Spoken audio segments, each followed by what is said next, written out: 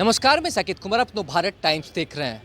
हमारे रहते हुए बीजेपी की सरकार नहीं बन सकती, ऐसा लालू प्रसाद यादव ने कहा था। अब इसके बाद एनडीए के तमाम नेता प्रतिक्रिया दे रहे हैं। बिहार सरकार में मंत्री नितिन नवीन ने कहा है कि जब जब लालू प्रसाद यादव संकल्प लेते हैं, कसम खाते हैं, तब भारतीय जनता पार्टी का एजेंडा जमीन पर उतरता है।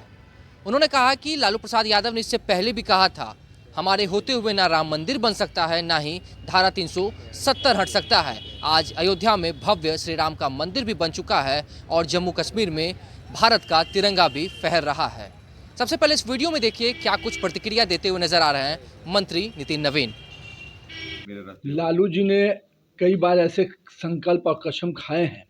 आपको याद होगा कि अयोध्या में राम मंदिर नहीं बनने देंगे, रथ को रोका था। आज क्या हुआ? अयोध्या में भव्य राम मंदिर बनकर तैयार है। लालू जी ने कहा था कि मेरे रहते 370 धारा समाप्त तो नहीं होगी, और आज 370 धारा समाप्त भी हो गई और जम्मू और कश्मीर में तिरंगा लहरा भी रहा है। तो लालू जी, जब जब आप संकल्प लेते हैं और कसम खाते हैं तो भाजपा बढ़ती है, भाजपा का एजेंडा जमीन पे उतरता है। तो मेरा ये मानना है, आप इसी तरह से संकल्पित होते रहिए, भाजपा बढ़ेगी।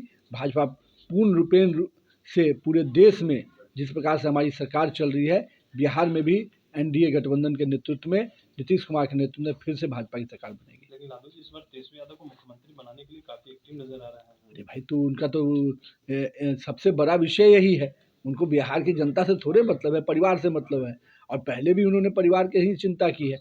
अब उनका एजेंडा बिहार के गरीब को, युवाओं को रोजगार देने का तो है नहीं, बिहार के छात्रों को रोजगार देने का है नहीं, शिक्षा देने का है नहीं।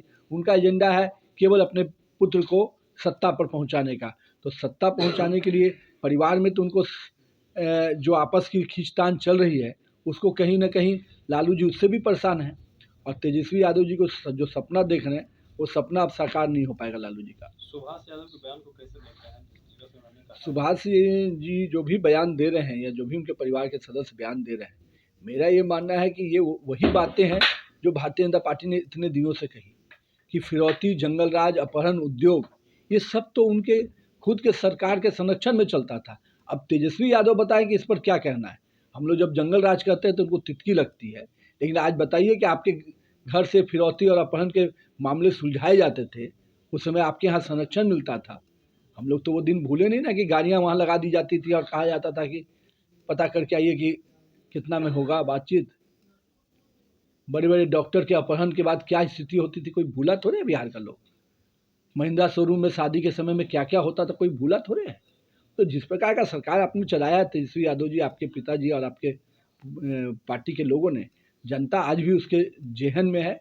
और आज आप ही के परिवार के सदस्य ने आपको आईना दिखा दिया। लेकिन सुभाष यादव वो तो कह रहे हैं, सुभाष यादव के भाई हैं साधु यादव, वो कह रहे हैं कि आप लोग बुलवा रहे हैं सुभाष यादव से, चिराग पासवान बुलवा रहे हैं। अब देखिए, कौन किससे बुलवा रहा है, जो बातें जनता के बीच में है और आज तक हम लोग इसको कहते रहे हैं, आज उनके परिवार के सदस्य ने कहा है, तो अब उसको अब किस आईने से देखते हैं कि जनता के सामने ये विषय बहुत क्लियर है। अब कांग्रेस अपने नेतृत्व पे खुद ही विश्वास नहीं करती है। हर 6 महीना, साल भर में संगठन को जिस प्रकार से बिना स्ट्रक्चरल तरीके से बदलाव किया जाता है, तो मेरा मानना है कि कांग्रेस के ऊपर के नेतृत्वकर्ता ही कन्फ्यूजन स्थिति में है। आज राहुल गांधी जी जब आए तो उन्होंने कह दिया कि जाति गणना फर्जी है। तो मेरा कहना है, उन्होंने अपने उस समय के सभी तथाकथित नेता को फर्जी कह दिया, अपने पार्टी को भी, अपने संगठन गठबंधन के लोगों को भी।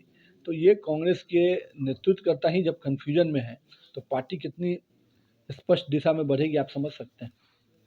तो आपने देखा किस तरीके से नितिन नवीन ने कहा कि हमारी सरकार जो है, यानी कि बीजेपी की जो सरकार है, एनडीए की सरकार है, नीतीश कुमार के नेतृत्व में बिहार में बनने जा रही है। देश में लगातार बीजेपी की जो सरकार है वो अलग अलग जगहों पर अपनी बना रही है। उन्होंने यह भी कहा कि लगातार जंगल राज जब बोलते हैं तो उन्हें तिलमिली लगती है। आखिर ऐसा क्यों होता है? बिहार में जंगल राज हो या अपहरण का उद्योग हो, ये सभी उनके सरकार में संरक्षण मिला हुआ था। तेजस्वी यादव अपने माता पिता से जाकर सवाल पूछें कि जब हम जंगल राज की बात करते हैं तो उन्हें तिलमिली क्यों लगती है। और इतना ही नहीं, नितिन नवीन ने कांग्रेस को लेकर भी कहा कि राहुल गांधी बीते दिनों पहले बिहार आए थे, पटना दौरे पर थे और उन्होंने जाति आधारित जनगणना के ऊपर सवाल खड़ा किया। अगर जाति आधारित जनगणना पर उनका सवाल है तो वो अपने नेता का ही, अपने पार्टी का, अपने सहयोगियों का अपमान कर रहे हैं। फिलहाल इस खबर में इतना ही। नवभारत टाइम्स में बने रहें। पटना से साकेत कुमार।